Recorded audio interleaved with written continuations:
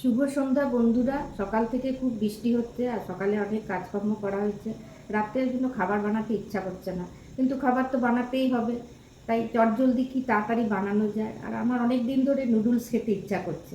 তাই আজকে মশলাদার টপ রেমন নুডলস বানাবো। ক্যাপসিকাম আলু ভাজা ভাজা হয়ে গেছে। এরপরে একটুখানি টপ রেমন মশলাটা দিয়ে দেবো, তাহলে নাড়াচাড়া করে নেবো। ক্যাপসিকাম আলুটা ভাজা হয়ে গেছে, এরপর নুডলসগুলো দিয়ে দেবো, একটু দেবো, তারপরে আবার পরে দেবো।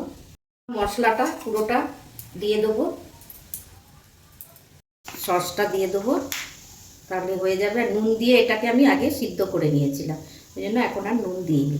নুডলসটা রেডি হয়ে গেছে, একটুখানি খেয়ে দেখি। গরম গরম তো